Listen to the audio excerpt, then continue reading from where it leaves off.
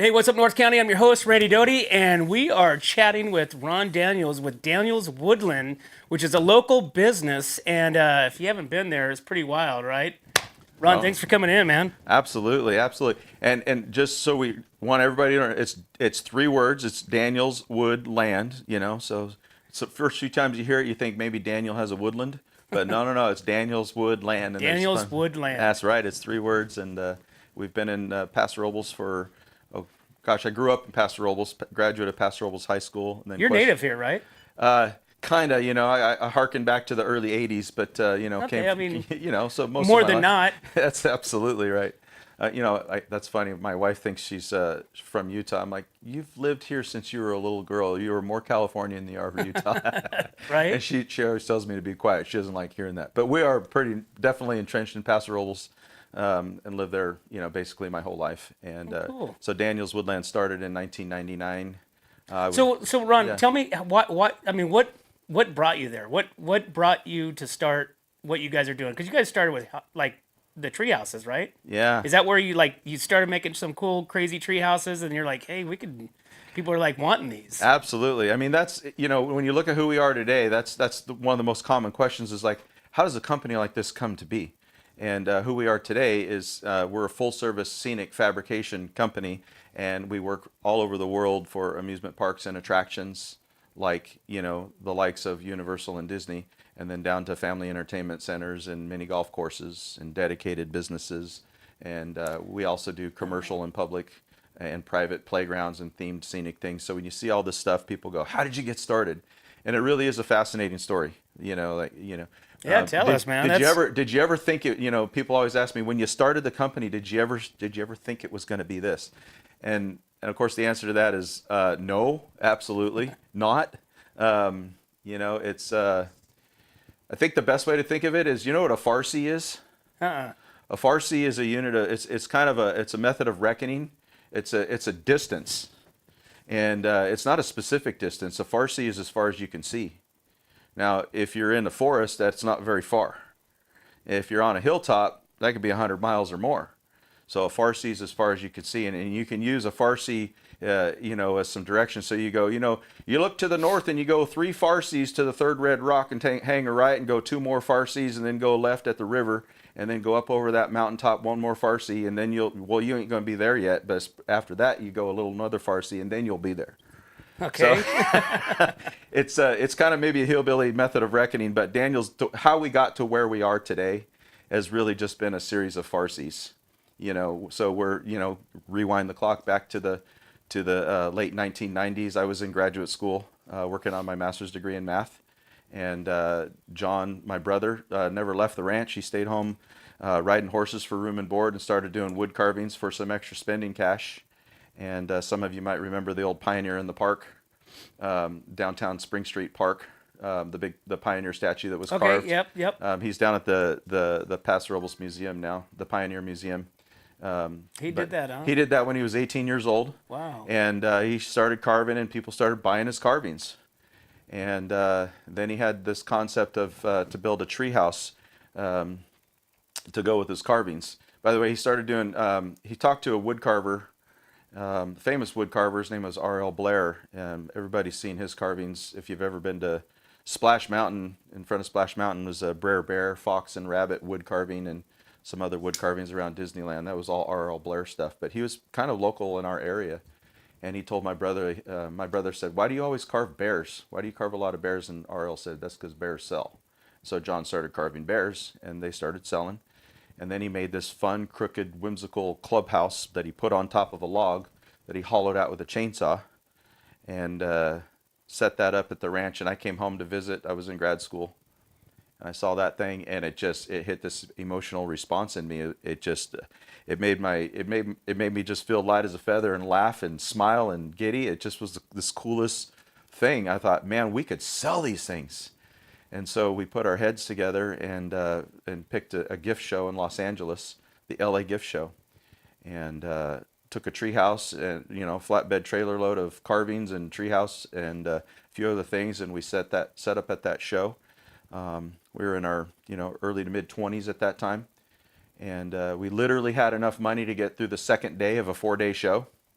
you know, and if we didn't sell anything, it'd be definitely sleeping in the truck and figuring out how to get some gas money home. But that's a true story. And we ended up selling 17 tree houses in 4 days, and the stars and the moon just lined up right. People came to the booth and they looked at the tree house and said, "How could you do one with a swing?" And we said, "Sure, we can put a swing on the side." "Well, can you make two with a bridge between them?" We said, "Yeah." And they said, "What will that look like?" "We'll come back in 15 minutes. We'll do a napkin sketch." And then we do the napkin sketch, and they come back and say, "How are you going to get it in my yard?" And I said, "Well, I don't know. We use a tractor on the ranch. We'll figure something out." And they said, "Do you have a flyer or something like that?" I said, "No, but if you leave me your card, I'll mail you something." I didn't have any of the right answers. Right. But What's your first time? It's our first time, but they sensed that, who are these guys? Okay, there's some hardworking, kind of good old boy kind of guys, and no, they don't quite have all the right answers, but they weren't going to screw you either. Right. And they're gonna get the job done, and it was just a cool thing that we were doing. So you brought one treehouse. One treehouse. We And ended up some taking figurines. deposits at the show for tree houses and sold a lot of bears, sold everything in the booth, and got a lot of cash down payments. Of course, that got us through the show, got us home.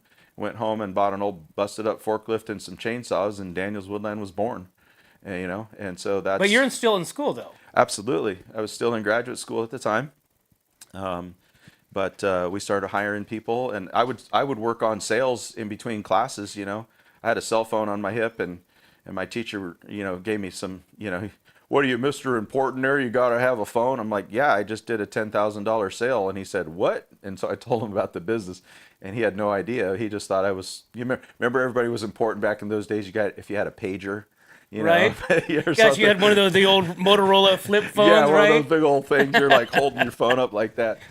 So, but yeah, I would sell tree houses in between, classes at grad school, and of course, I did finish my master's degree, and then I actually became a part-time math professor at Cuesta College for about 6 or 7 years. I did that job. So I was a night school teacher at Cuesta College, and then by day we did Daniels Woodland, and that we just kind of grew it. And in those days, we were doing primarily like wood carvings and residential tree houses that come with their own tree, and that was going and blowing and doing really good.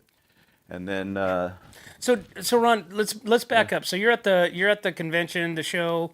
People are wanting you to. I mean, I'm assuming these people aren't not just from L.A. They're all over the world. I would assume, right? Yeah. Is it that kind of a show? Yeah, I mean, it was definitely primarily regional, but there were definitely people from all over the country and some foreigners. We did send a few shipments overseas of the wood carvings, and there was a wholesale gift show. There were a lot of nurseries and things like that, so we would sell the wood carvings to them, and they would retail them in their stores. Oh, I gotcha. Okay. There was a couple of mail order catalogs that we did business with, like a home and garden style catalog, and they would put us in there. They, some of those old catalogs, they would have them. They would put some really outrageous things on the cover and in the primary sections of the catalog, not because they thought they would sell very many of them, but because the pictures looked really cool, and it was the kind of thing that kept that catalog on people's coffee table, so that they'd open it and then buy more things. Over time, it had more staying power as opposed to just like tossing the catalog in the trash. So they used our treehouse as one of those really cool hero pictures to keep the catalogs around. But then they started selling like several tree houses a month out of this one catalog. And, we were just going everywhere looking for big logs and things like that. And, But are they? They're all different, though, right? Absolutely. So And- it's not like, okay, this is this specs on this that to make that one. It's like all custom. The logs are all different 100%, but we had some standardized things where we had our couple of style playhouses, and then options you can get like balconies and slides and staircases and monkey bars and things like that. And then we offered a lot of custom configurations of those tree houses. Like that one right there. Yeah, that's one that grew up over time 100%. That's a little bit later of a project. That's one of our actually recent ones. So our residential thing over time, over a couple of decades, grew into world-class commercial projects. That particular one is at a new amusement park in Florida, and that's the Universal Epic Park. And when we're under non-disclosure, when we're building the thing, we're not supposed to talk about it too much, but it's the Viking How to Train Your Dragon land. Okay. So up until then, we've been calling it that. We're not supposed to say, but it rhymes with how to pull your wagon. But that's one of the components of a massive kids play area that we just finished at Epic Park in Universal Orlando. So that's kind of the other end of our story that bookends the beginning that I was telling you about. And to Yeah. get from the beginning show, at that trade show I'm talking about, to this more recent one, it's just a series of Farsies. We went to that show. Our first Farsi was like, man, it's going to be great. We're going to get a trailer and a truck and some chainsaws, and we're going to make tree houses for backyards. And then, that was going really good. And then in 2008, the real estate market just super crashed, and it was a heck of a recession. And that's when people stopped buying luxury goods. And, they pull in the sales. Well, we're in the market of selling luxury goods to rich people. And so they pulled in their sales, and we got hit real hard with a real hard year. I remember that. Yeah, man, it was definitely pucker factor time. And so we had to, what's our next Farsi? And it was, we decided that the next, as far as we could see, told us we should maybe have a look at more commercial clientele, maybe the kind of customers that might even go so far as to take out a small business loan to buy what we build as a business investment to generate revenue to support their businesses.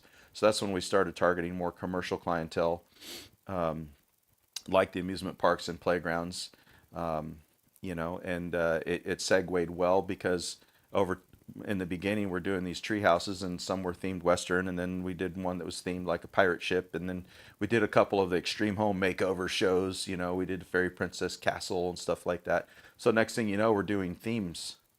And another local company gave us a cool break. It was Roger Sharp from Big Bubba's Bad Barbecue and like Tortilla Town and Good Old Burgers. That Roger hired us to theme a couple of his restaurants as he expanded. That was some pretty cool work for us.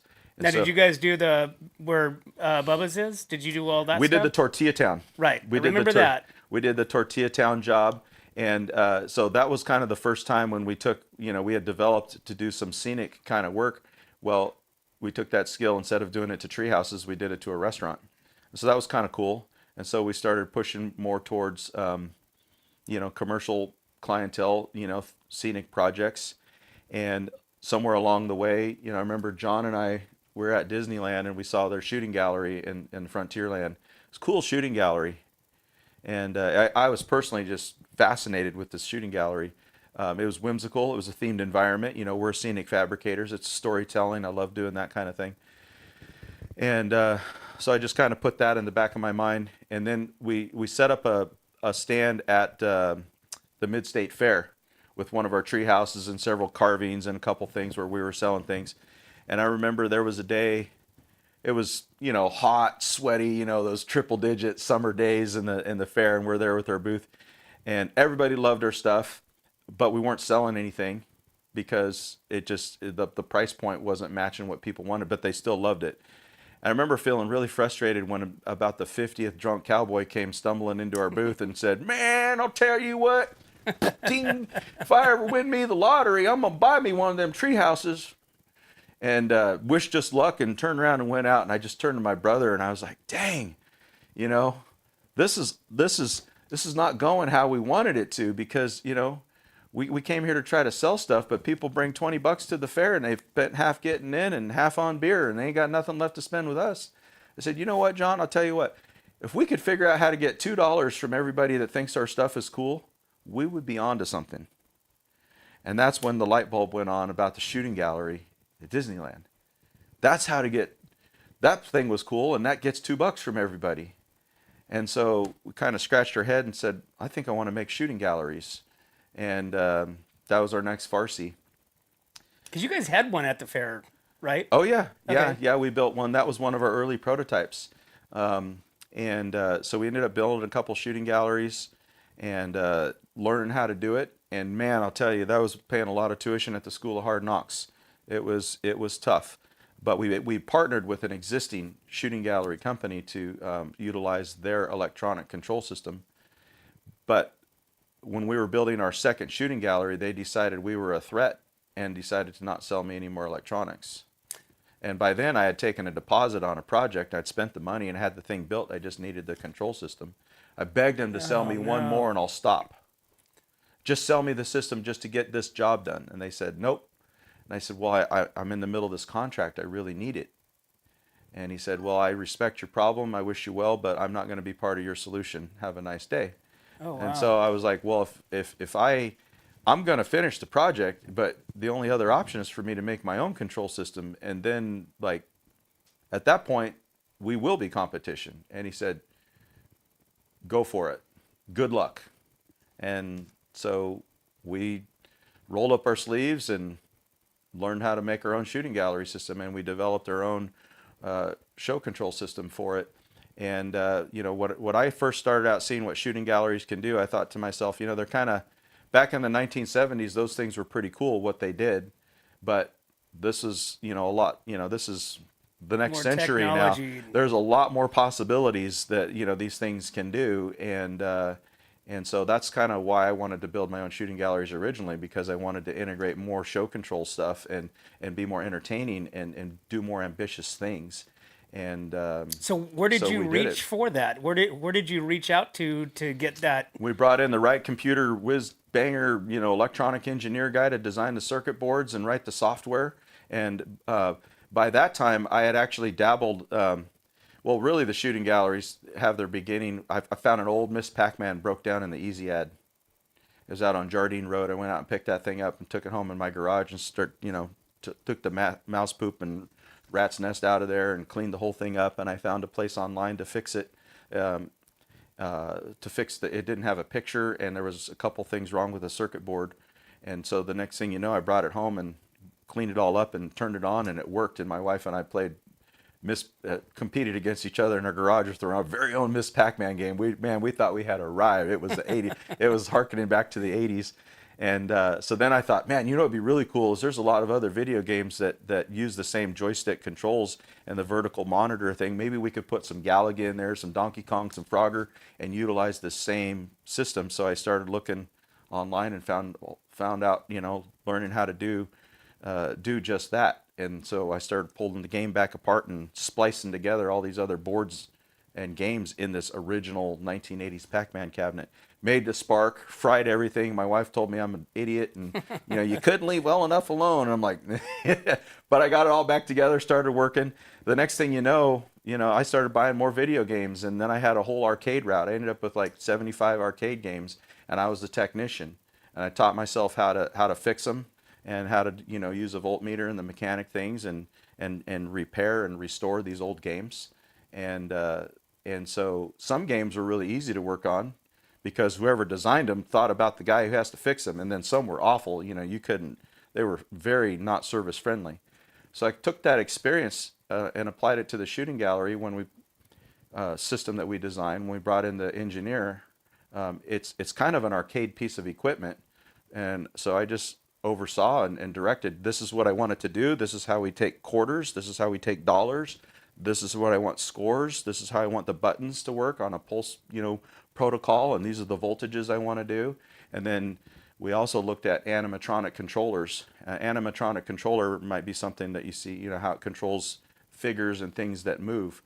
And we kind of put the arcade world together with animatronic controllers, and we created really like a Country Bear Jamboree show control system that you could activate and control, you know, who's ever playing. And in that way, the gun really just becomes more of an ergonomic remote control to activate this cool interactive Country Bear Jamboree. And so we took shooting galleries from the 1970s to the modern times, and the long story short from that, you know, fast forwarding, today we're the #1 shooting gallery builder in the world. We build them all over the world. We have hundreds of them out in the wild. Oh man, that's awesome. And they do really well. So yeah, in fact, there's 2 of them that we own and operate in Monterey on Cannery Row, right next to Bubba Gump's. Okay. There's an old cannery building, and in that cannery building we've built a couple attractions. One is we have a couple different shooting galleries. One's a pirate, looks like a sunken pirate ship's theme, and then the other one is like a Coney Island theme. It's got that bear, that steps up on the pedestal, and he's a fast talking bear, step right up and test your metal with a little lead. The treasure hunt. Oh, The ride. yeah, that's another attraction that we have. That's next to the shooting galleries. That's called Treasure Hunt the Ride. That has got to be that's probably our magnum opus. With Treasure Hunt the Ride, it was something that it was a real series of crazy events that happened, and it has a lot to do with COVID. So I'll circle back to Treasure Hunt. So what happened was in about 2017, we found a piece of land. It was a cow pasture. We'd always wanted to buy our own property, but just life changes. Things we always planned to do it in a couple of years, and 10 years later, we're still trying to do it. Well, finally, we made the leap, and we found a real nice piece of property in Paso, Robles, near Union and Golden Hill Road, off of Ardmore Road, and it was a cow pasture. And so we developed it. We put all of our money down, our nest egg and everything, and put all our money into it. Leveraged probably a little bit more beyond comfort zone to pull this project off. And we built our very own, 40,000 square foot building, purpose-built facility for the kinds of things that we do on this property. And it was a lot of hard work, cost more than I thought. And the landlord where I was renting was raising the rent and using all my cash reserves. And anyhow, finally we got in there. And we moved into that building in February of 2020. And we Right before the bottom fell out. We had a record amount of work lined up in the hopper, leveraged beyond comfort, but good amount of work. I think we can do this. We just got to keep our nose to the grindstone. And we'll make it happen. We're going to do this. And then this funny little thing comes along called COVID. And we saw this 2 weeks to slow the spread. And we got shut down. And that was a rough time. I mean, I looked at the bank and I thought we can survive maybe a month and a half to 2 months if I lay everybody off. And so we circled the company, and I laid all of our staff off. We laid them off, except for a couple of people, and all I could give them was an unemployment application. And if you know anything about Daniels Woodland, it's not the tools, it's the people. The secret sauce behind Daniels Woodland is the talent of our crew. And a lot of these guys have been with us for a very long time, and they're the heart and soul of Daniels Woodland. It was very much like cutting your arms and legs off to save your life. And then the question becomes, how will you ever run again? And so I did that. That was all we could do. Die or lay them off. Okay, well, at least we can live till tomorrow. And I went in my office and I just put my head in my hand and I just wallered, and it was the worst day of my life. And one of the guys that had a temporary stay of execution, we had to wrap some things off, but he was going to have to get laid off too. He came in, he said, we have this building, and it feels like a natural disaster. There was a hospital tent next to Templeton Hospital. They put this tent up. And what happens in a natural disaster is like FEMA will come to town. They'll go to the farmer and they'll say, here's some money, I need your bulldozer. And they'll harness local resources to put efforts together on the ground and, to fight whatever's happening. And it kind of feels like what's happening. So let's call people and see how we can help with fight this COVID. And so we just started calling city council and,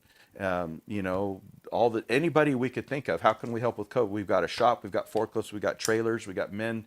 What can we do to help mobilize to fight this fight? And the fire marshal said, I cannot get isolation gowns.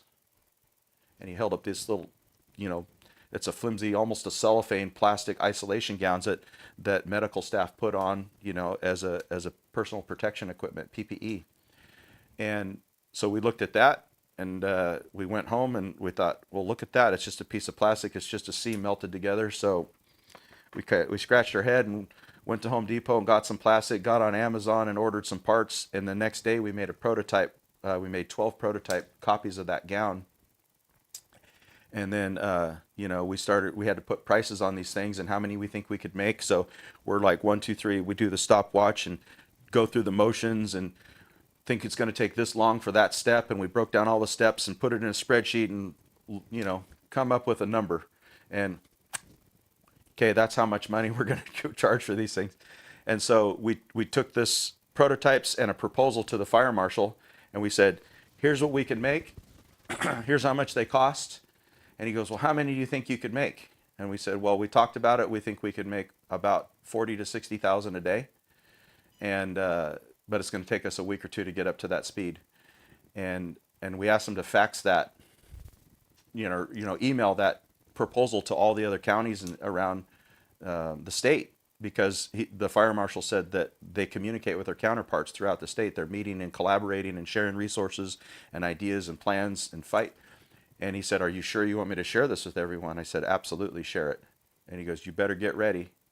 So the next morning, I'm sitting in my office with my cell phone on the desk, and it rings. I pick it up, and it was a county in the Bay Area. They ordered $500,000 worth of gowns. And I hung up the phone, and I'm freaking out, and the phone rang again. I sold another $400,000 worth of gowns. And holy cow, within 2 weeks, we gutted our shop, pushed everything out the door. I hired my staff back. We built all these tables. I ordered all these heat sealers, brought in all the raw materials. I sent my American Express to max limit, spent every last dime I had to prime the pump. And we were making 60,000 gowns a day, and we hired 300 people. Wow. And it took off, and we thought this would only last a couple of weeks, and it kept going, and then a couple of months it's still going.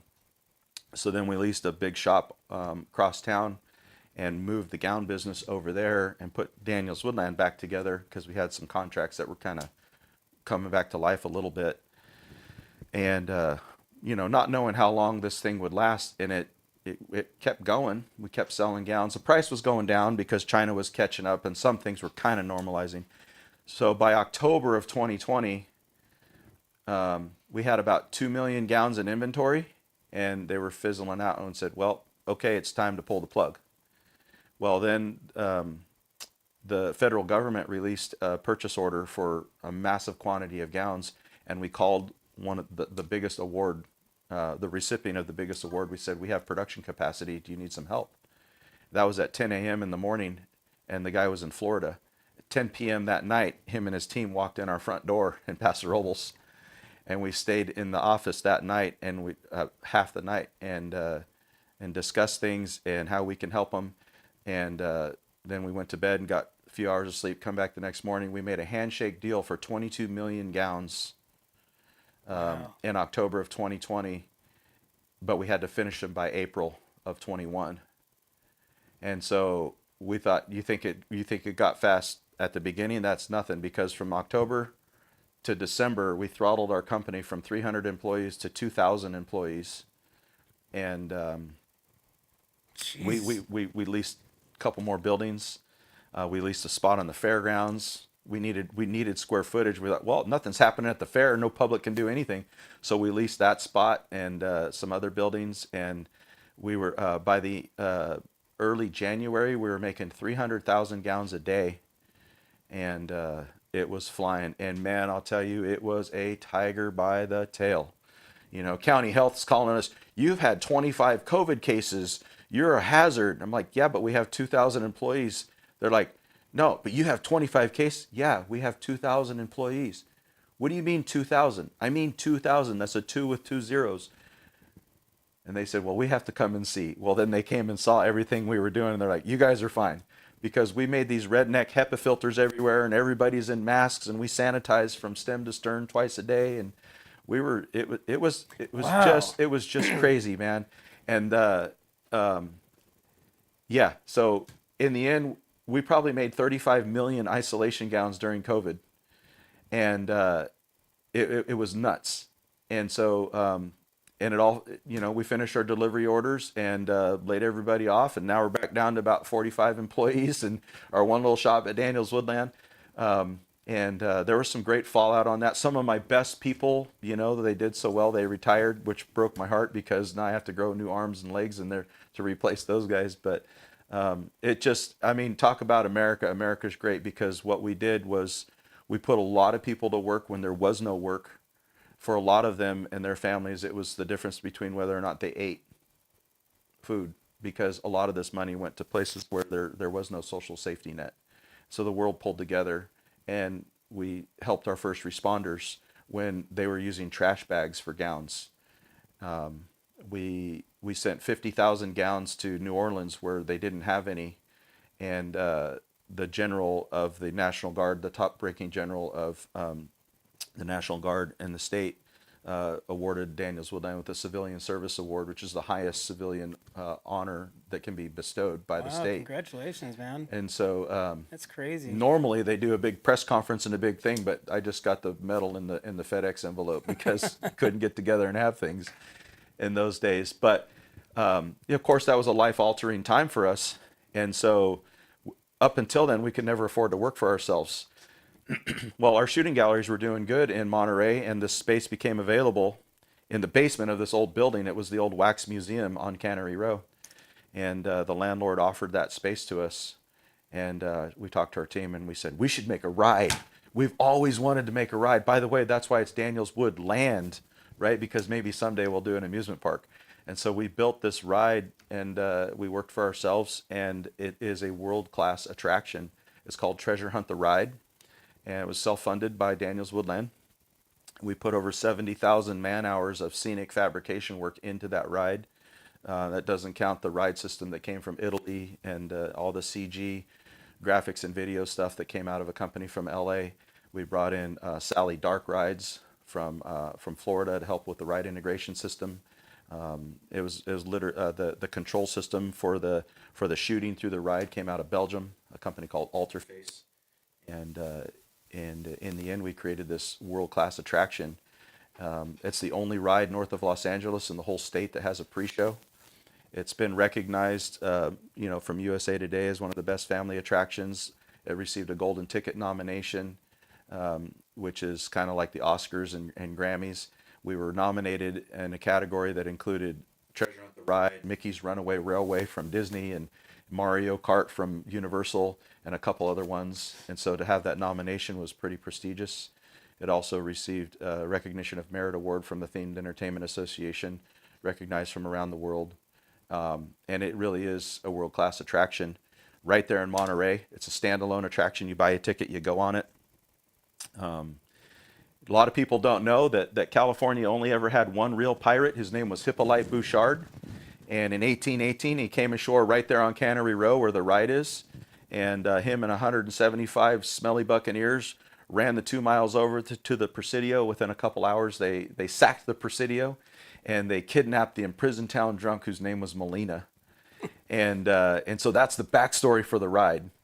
And that's real history. It's West Coast pirate history. And so we kind of took that, we have this basement down there, and we're like, how can we get people excited about going down into the basement? That could be a really bad thing from a sales standpoint, right? People don't want to go downstairs. Look at businesses upstairs in a building. They make 10 to 20% of the sales that the ones on the ground floor make. So same problem with the down in the basement. So, but we ended up weaving this pirate history into a story that would make it fun to go down in the basement. And a lot of people can't appreciate the story. So I'm like, how can I pull this together? Some people may remember this. I hope the listeners will reach out to you and tell you if they remember this. And maybe you remember this. We'll see. Do you remember?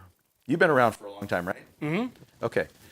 It was late 80s, early 90s.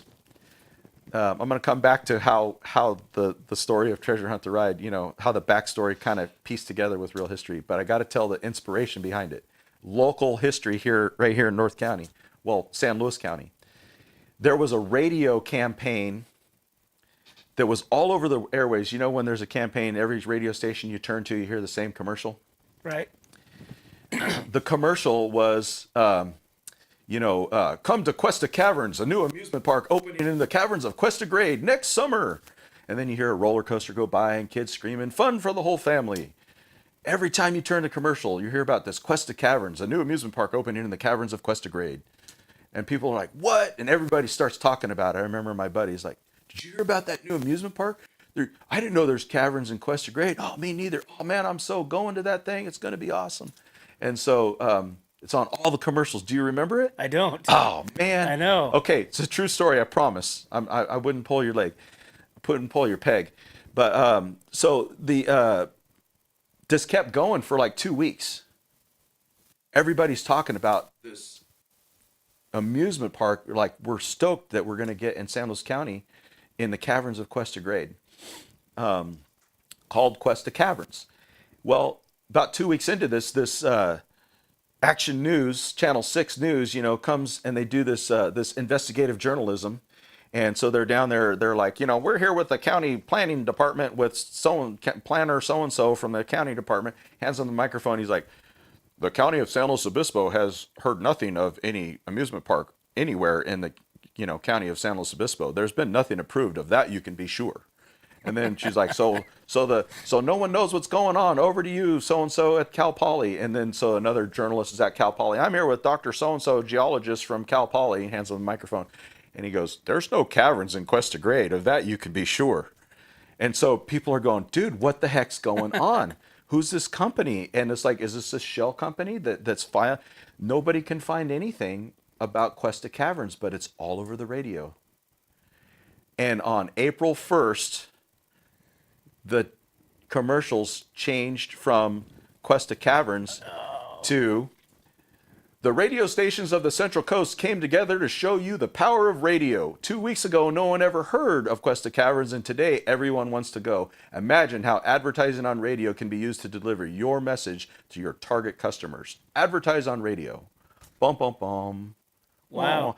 It was the most genius campaign that the radio has ever done. And it's legendary. And so I remember, so back when we were trying to figure out the backstory for this ride, I'm on this, you grew up in San Luis County page. And I saw a post on there from somebody that says, I'm still pissed about Cuesta Caverns. And then it launched this whole thread of people talking about, yeah, I remember that, dude. They totally got us, man. That sucked. How come they never built it? Okay, so I'm thinking, dude, what was so genius about that campaign was when you're a storyteller, we're storytellers, we're scenic fabricators. Our job's to tell a story. And it doesn't matter if it's true or not, but if it's not true, we have to contend with disbelief. And so this concept of a storyteller, we have to get what's called suspension of disbelief. I got to get you to set aside your disbelief in order for us to use our imagination to have fun. We want to talk about dragons and singing bears. You got to get past there's no such thing as a dragon or a bear that sings. You got to get past it. Got to get you to suspend the disbelief. Man, that radio campaign, of course there's no caverns in Cuesta Grade, but we wanted there to be caverns so bad we just tossed our disbelief out the window. And it could be in somewhere that nobody knows that is there. Maybe it is, underneath the grade. But yeah, dude, there's no caves around here. There's like rock shelters or something. But it's not like we're like in Tennessee or wherever all the limestone is where there's real caves. But of course, there's a lot of reasons to doubt that. But we all wanted it to be true so bad we just bid on it hook, line, and sinker because it was fun. It was exciting. And so pirates are kind of like that, right? It's this treasure hunting thing. So we want to make this pirate theme, ties into old Monterey history, but let's get some imagination going. Let's throw a treasure in there. And building off of what I learned from Cuesta Caverns, I thought, we got to go down in the basement. What if we make Cannery Row caverns? What if there's caverns underneath Cannery Row? And maybe we're going to go down there and look for Bouchard's lost treasure. And so that's the backstory of the ride. When you go down the stairs to the video, you go down the stairs, you see a backstory video, and then you get on an elevator to go down into the caverns. It's an elevator. So when you go on the queue line, you learn the video, and the video comes on, and it says, "Welcome to Cannery Row Caverns, a recently discovered network of caverns located right here beneath the streets of Cannery Row. These caves are thought to be the hideout of the infamous pirate captain Hippolyte Bouchard, who sacked Monterey and kidnapped Molina, the town drunk. No one knows what became of Bouchard and his treasure-laden ships, but legend says he stashed his treasure in a secret cave hidden somewhere near the shore of Monterey and left it guarded by a giant kraken he controlled with a magical conch shell. Could the recently discovered Cannery Row caverns be the very same caves Bouchard used for his hideout? We need guests just like you, Randy, who values adventure and fun more than safety to help us solve this mystery and maybe, just maybe, find Bouchard's lost treasure. That's the backstory of Treasure Hunt the Ride. Isn't that awesome? Man. Who doesn't want to go look for a treasure in the caverns beneath Cannery Row? So yeah. Crazy. So then you go on the that's the backstory, and then you go in this elevator, and it's this big cargo style elevator. And there's an attendant in there. It's like, okay, folks, don't worry. We have a really high survival rate today. I see the fear in your eyes, but don't fear. No reason to fear. Most people have come out alive today. We're going to go down to the caves now, look for Bouchard's lost treasure. Here we go. Pulls the lever and the elevator starts shaking, and then it gets stuck. And he's like, oh, man, that's not supposed to happen. So he picks up the phone and calls the elevator repairman. The whole ceiling of the elevator is a video screen, and so is the sides. And he calls Connor, the elevator's stuck. Can you fix it right this time? Yeah, we'll be here. Don't know where we go. Click. So then Connor stands on top of the elevator, and he starts wailing on the mechanism with the pipe wrench, and the cable breaks, and you go falling, crashing down. And really, you're only going up and down a couple inches, but you're feeling like you're doing that. Oh yeah, because of the screens. When you're falling, it's flying by the screens, and it's noisy. And you crash, and the elevator breaks open like a cracked egg. The whole wall just disappears in the blink of an eye like that. And the fog effect comes, and there's cables sparking electricity, and it reveals a chamber of the cave. Can you put that picture, some of those pictures back up? Maybe it has one of those of the cave. There's a guy with a donkey and a lantern. I don't know if you saw that one. So you look out in there, and there's a dude holding the lantern, and he's got this pack mule. And he says, ay, ay, ay, mis amigos, that was a terrible fall. Muy malo. Pero I hope all of you are okay. It is so wonderful to meet all of you people. Ay, pero ¿dónde están mis manners? Yo me llamo Molina. And este es mi amigo Don Pedro. So it's Molina, like the town drunk of the Spanish capital of Alta California. It was the Molina, the town drunk that Bouchard kidnapped. And so Molina becomes this character that helps us through the ride, to try to find Bouchard's treasure and escape, the cave. And you end up meeting Bouchard, and he summons the Kraken, and you got to battle your way out, shooting, collecting treasure, battling skeletons. Wow. There's on-screen projections blended with real-life, practical, moving things. It's like a ride-through shooting gallery, and then you come out, you won the treasure, you're a hero to your own story. It's called Treasure Hunt the Ride. It's a spectacular ride. Designed and built and installed by Daniels Woodland. It's definitely our kind of magnum opus. We're really proud of it, and it's open in Monterey. If you haven't seen it, you got to go see it. It's absolutely spectacular. Well, Ron, dude, that's a crazy ride from 1994 to now. I mean, you guys are involved with Disney. You've made some, Pirates of the Caribbean ships. You've got the Eddie Murphy head, movie, trailer. All kinds of stuff. Yeah, probably one of our funniest things. If the listeners want to get a kick, Google this. Google giant Eddie Murphy head, and you'll see this 13-foot tall Eddie Murphy head. We took all over North America. Yeah, there it is. That's in Times Square. Yeah, it was for a movie called Meet Dave. It was an awful movie, but yeah, right. But it was a heck of a promotion. So we took this all over North America on a tour to just promote this movie and create this viral marketing campaign. There. So that was in Times Square. That was a great one. There's a funny story with that. So I conned my buddy into being one of the drivers. There was two guys that one had to pull the head, one had to pull the truck, and they went 8,000-mile tour around North America, stopping to take pictures everywhere. And this wasn't long after 9/11. And the TomTom, remember the old GPS TomToms, the navigators, navigate them. They're near the capital of the United States in Washington, D.C., right? And so they're going around, and this is my best friend. And he goes, dude, I talked to him that night. He goes, this is what happened today. It was a disaster. I'm riding along in stop and go traffic near the White House and the Capitol. And there's this beautiful woman on a bicycle with like this, super tight bicycle clothes. She's pretty hot. and I'm checking her out. And, she's going ahead of me, and then I go ahead of her because traffic stop and go. I'm checking her out. And he goes, then all of a sudden, out of nowhere, 4 cars come A-team sliding sideways, box us in. Secret Service agents jump out of everywhere out of these cars. This chick on the bike throws the bicycle out from underneath her and keeps her momentum running. She comes jumping on the floorboard, pulls a Glock 9mm out of somewhere and shoves it through the passenger window and says, "Freeze, Secret Service." I'm like, well, that'll teach you to look. That's a true story. And the reason what happened, it turns out, is, we're from the West Coast, but it was not long after 9/11. Everybody's spooky. And they had a 4-mile exclusion zone around the Capitol and the White House where no vans or enclosed box trucks were allowed to be that close. And here we are with the giant Eddie Murphy head in a Ryder truck, and the Tom-Toms just navigated us there. And so they're thinking maybe this is a Trojan horse. Oh my gosh. And so they brought on all the dogs and Secret Service and tore everything apart and sniffed that thing from stem to stern looking for bombs. Told them the story, and they checked out our story. Of course, they literally called our producer. We're late for the next gig. My customer's yelling at us. I'm like, the Secret Service has, so then they told us, get the heck out of here. Don't you ever come back. So that was oh my gosh.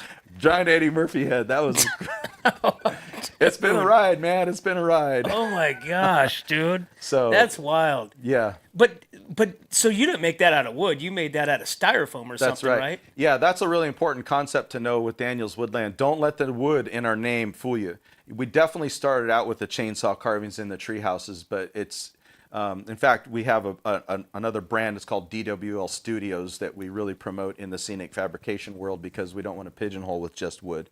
Today, back then we worked primarily with wood. Today we're, it's probably 10 to 20% of what we build with. So we build with sculpted concrete and fiberglass, and we carve styrofoam, and we hard coat it with a polyurea, which is like a spray and truck bed liner, all different materials, So today our purpose-built facility, Daniel's Woodland, has a foam fabrication shop, a fiberglass area, a wood shop, a welding fabrication shop, a mold making paint shop, a couple custom, big project bays, things like that. So it's this nice purpose-built facility. And we wanted our offices and our building, it's kind of a cool looking entrance to our building and our offices. We wanted it to be like a functional medley of the kinds of things that we build and sell. And so it's a spectacular area in there. People drive by our building and they wonder what the heck's going on in there. And we've kind of become like this local Willy Wonka chocolate factory, like people wondering what's going on in there. Oh, yeah. So once in a while, we do open the doors so people can look. When you come in our in the big giant wood front door, there's 2,000-pound oak doors that are shop built with this huge awning over the front of our building. Maybe you can Google Earth us or Google Maps us and map us and show us. We're at 2125 Ardmore Road. But when you go inside, it's a showroom. I have a Star Wars photo op speeder bike. Like I literally have my own speeder bike, but that was for another project, kind of like the Eddie Murphy head promotion. We've got a little train in there, some wood carvings, lots of examples of the stuff we sell. And then you go into our main offices and you open the door, and I wanted our hallway to look like, where Harry Potter went shopping? I've never seen the movie. Okay, well, man, okay. So Harry Potter went shopping at a place called Diagon Alley. And Diagon Alley is now like the main amusement park. The name of the Harry Potter lands, at the amusement park is Diagon Alley. And it's this old European cobblestone street that kind of weaves, and it's got that whimsy of Harry Potter land. And I really love that old, cool, feel. And so that's what we designed our offices out of, or to look like. But on account of we're a little bit more redneck, we call our street Daggum Alley. And so my office is right in Daggum Alley in our building. Our conference room is our own personal copy of the Disneyland Tiki Room. So when the gowns were going nuts, the team had that going really good. We called a couple of our Disney Imagineer buddies. We're like, you're not doing anything. Get up to Paso Robles. We got a couple trailers. You can live in the trailers. And we'll have Tiki Camp this summer. And so we put over 8,000 man hours to build our conference room. It's got 25 singing birds and fountain shows and full animatronic, the whole get-up. That's our conference room. And it's a spectacular thing. But again, back to what we built it for, it's fun to see, it's fun to share, but we wanted it to be a functional medley of the kinds of things that we build and sell, so that when our customers come, they can see not just work in progress in the shop, but they can see some of our finished stuff. And we can go, oh, this is a sculpted concrete brick over here. And we go, oh, this flooring is made out of that. And here's an animatronic bird singing to you. And, all the different things. And so it's a heck of an experience.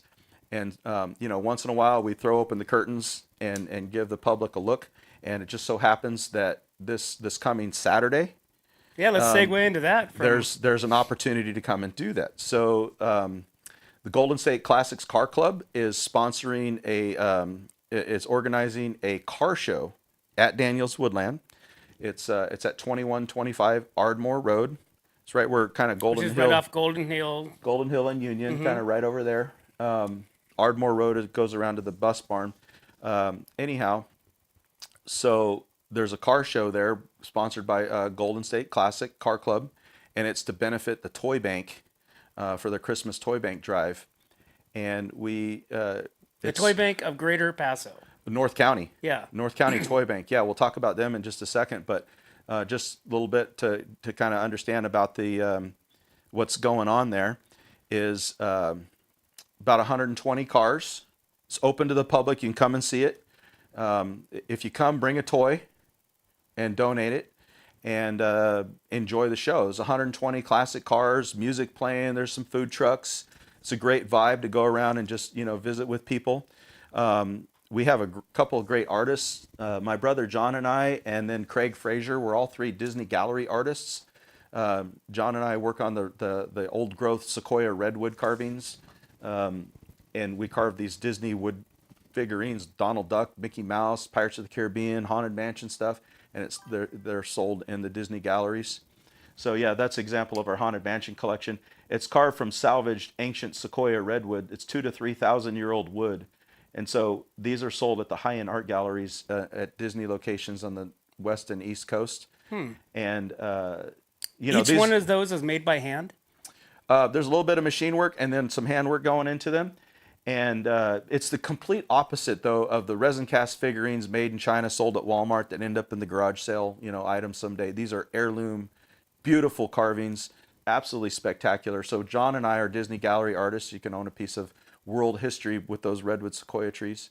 And then we have artist Craig Frazier, who is a airbrush artist, absolutely spectacular, also a Disney Gallery artist. He's our art director at Daniels Woodland as well. So Craig is going to be doing a live canvas airbrush at the car show that's going to be auctioned off at the end of the day. Oh. So that's going to be fun. And then Daniels Woodland, we host the event, and then our artists get together and produce some trophies for the cars. And we got to see a couple of those. yeah, they're absolutely one of a kind, spectacular, one of a kind, trophies. Craig makes one, and then John will carve something special. I've seen a couple of them, and they're absolutely crazy. We added a new category this year is best Christmas theme. I'm really excited about that. One of our other artists made that one. These are like the coolest trophies you've ever seen, and those are the artist that made the trophy. Like the best Christmas theme is going to walk around and select their favorite best Christmas theme and select that person to receive the award. And so each artist who made a trophy, it's their trophy for their pick based on their category. And then of course the car club has their own categories that they award as well. So it's fun to do that award ceremony. That's towards the end of in the afternoon of the show. From when we open, from when the car show opens in the morning, I think it's like 10 in the morning or something like that.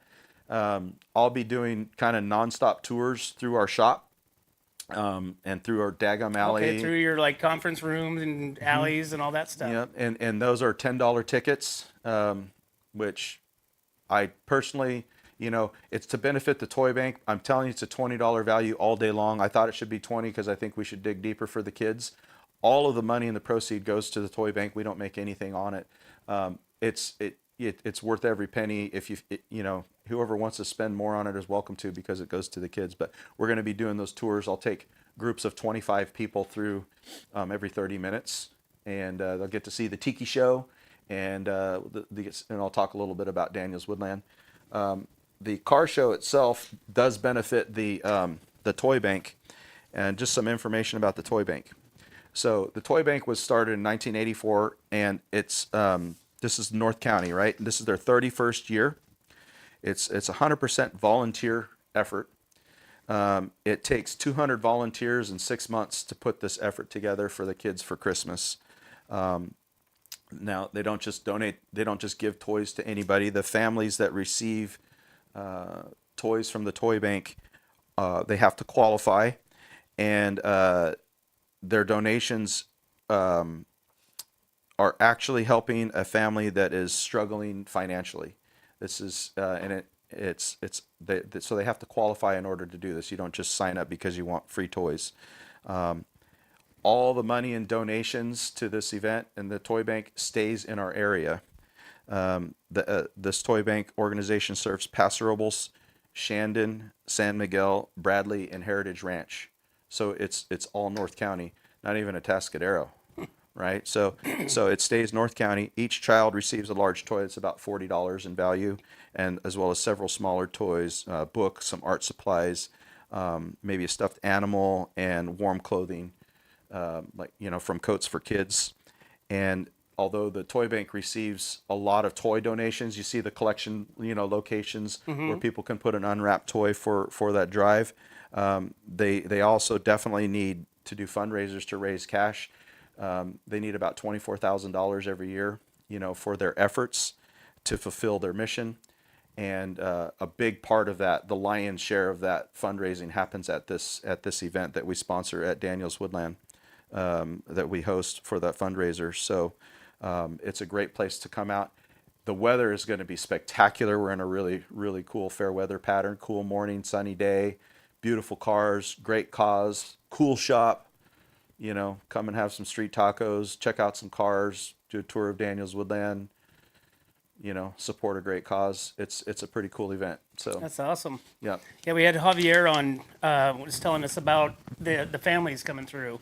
That they host about six to 800 families that come through in a matter of, I believe it was 2 days, 3 days, that come through there. You figure 2 to 3 kids, per, and then you have the jackets, and then there's bikes options and stuff like that for the kids too. But you said that it's just it's a big undertaking, but it's definitely needed in our area, and it's not the benefit of it, and the important part of is these toys stay here. They don't go over to the valley and go to some other county. right. So, the toys that are donated stay in our area for the families that are in need. Right. Yeah, when you support a nonprofit situation, you want to know that your donation is really going to get to the end recipient and not going to get shaved down and whittled down, for all these expenses along the way. And so that's a great part. They're all local volunteer force, and the donations are staying here, used here, and it's going to go right to benefit those people with their using their volunteer workforce to get it right to these needy families. And it's just a great cause, for the kids and the Christmas spirit. And I think that's a lot of what it's all about, right? And it all happens this weekend, Saturday, 11 to 4, Daniel Woodlands. Daniels Woodland. Daniel Woodland. That's right. Daniel Woodland. Yeah. Daniels, I know. That's right. I'm separating the woodland. That's right. And Daniels I'm missing the S. Woodland. That's right. Daniels Woodland. That's right. Man, And Ron, just think Daniel's like Jack, but I don't touch that stuff. Woodland. Yeah. You know what? I got to have you back on because we got to talk about the Redwood Kings. We got to talk about. I mean, we didn't even really dive into the whole animatronics with Disneyland and with the movies and all that stuff, man. Yeah. Like I said, it's such a crazy ride. And who would have thought? You're in school going to get your degree. What, 30 years later? Something like that. Yeah. 30 years later. Yeah. Here you are, what you're doing, and it's been a rush. And you've been all over the world doing that. Yeah, absolutely. Yeah, we've been lots of places, that's for sure. Yeah, Awesome. It's absolutely spectacular. We're very blessed and very grateful. It's a lot of hard work, but it's our passion. It's what we love doing. And like I said, I never saw today's version of Daniels Woodland when we started it back then. It's just one series, one Farsi after another. You get to one Farsi and then you can see a little farther, and then you go there and you see a little farther. And so the combination of all those Farsis have brought us to where we are today. Well, I will say, going to Daniel's Woodland, it's like going to Disneyland.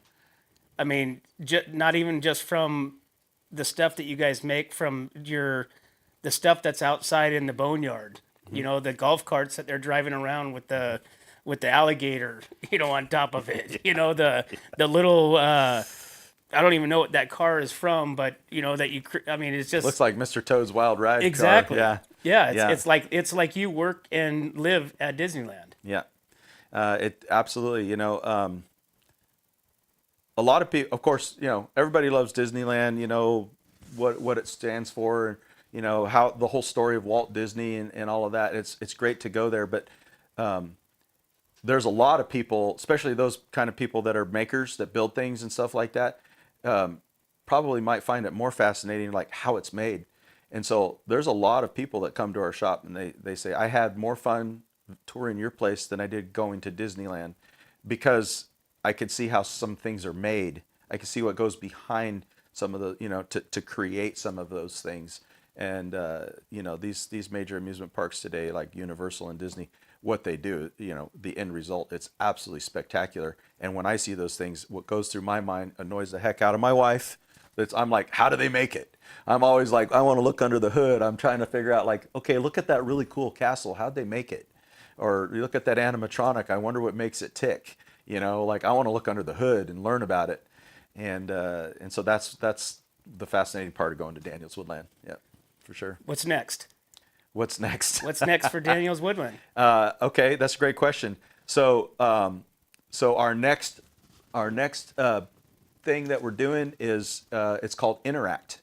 It's a brand new product that we created, a control system called Interact, and it's to create interactive experiences in any location around, where you create these little interactive vignettes that can be triggered with some kind of special little keepsake or souvenir, like a Harry Potter wand or a refrigerator magnet or a bracelet, and it has an embedded chip in the souvenirs, so the guests will purchase them, and then when they present them to the Interact stations, it'll trigger some animatronic effect. It might be audio, there might be bubble machines or fog machines, or maybe things move or lighting effects turn off and on, and so it creates it makes a static space interactive, and it's a fascinating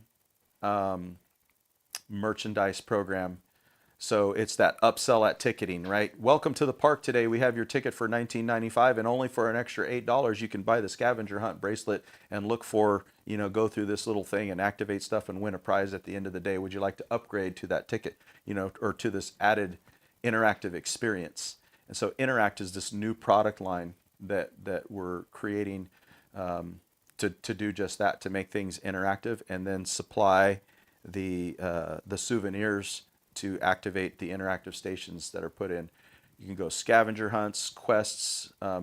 People have been seeing these things like the wands at Great Wolf Lodge, or the Harry Potter wand at Universal, or the Magic Band at Disney, or the Mario Kart band at Universal. There's a lantern you can get at Not Scary Farm. So the industry is offering these upsell merchandise opportunities with interactivities, and it's widespread. And what Interact is it's all what the industry has done.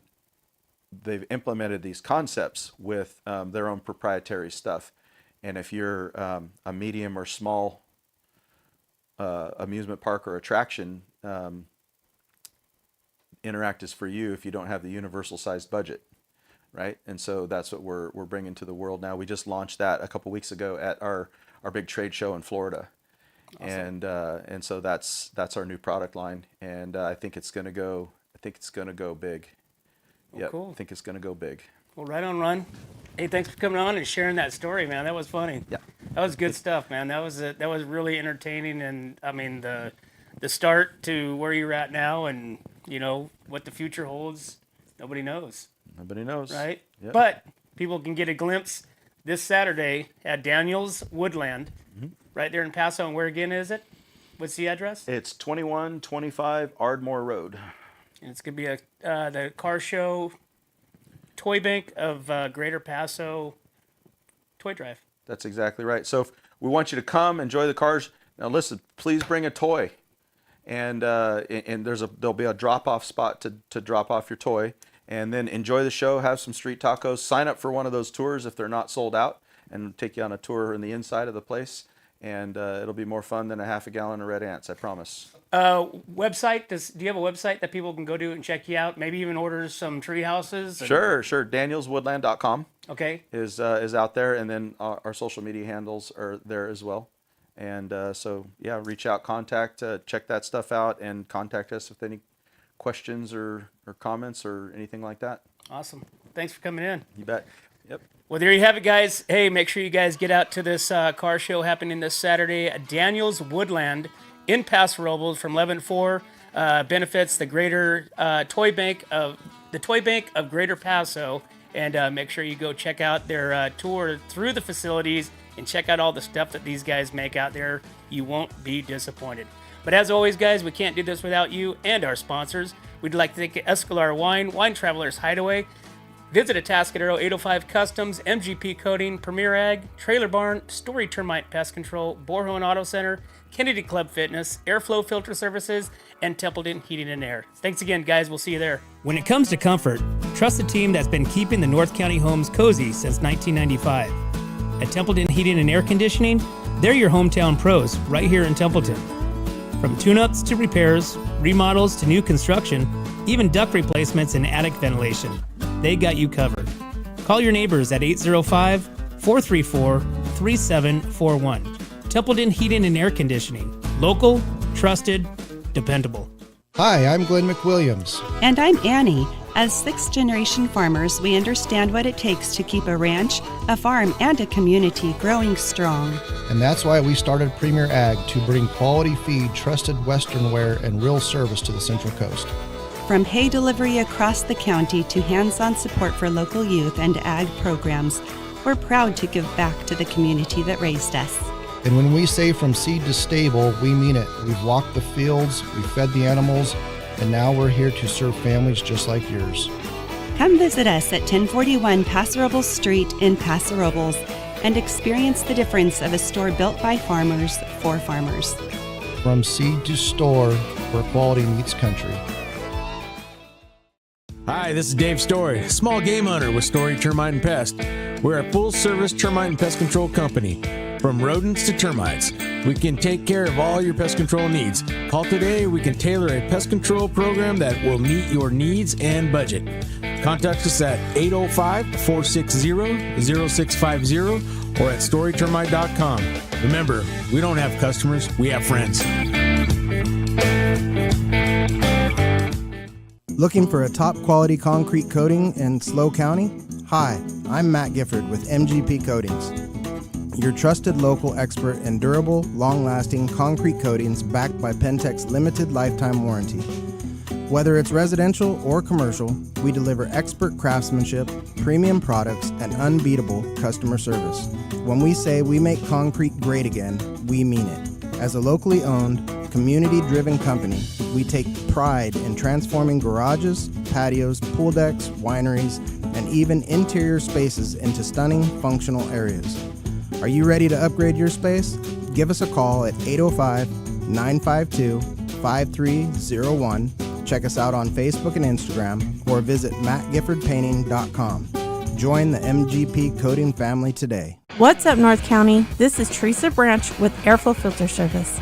We are a family-owned business right here in the North County. We have air filters, oils and lubricants, and hydraulic hoses. We provide services that include air filter cleaning, DPF cleaning, and waste oil collection. Come check us out at 1140 Ramada Drive, and we can help you with all your automotive and industrial vehicle needs.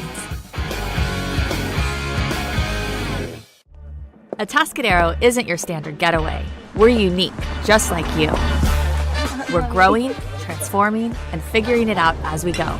We're a town filled with innovators, artists, makers, and game changers. We're a little bit country, a little bit funky, and always authentic. We're here for your good times, your slow times, and your changing times. We are all in Atascadero. Come see for yourself. Learn more at visitatascadero.com.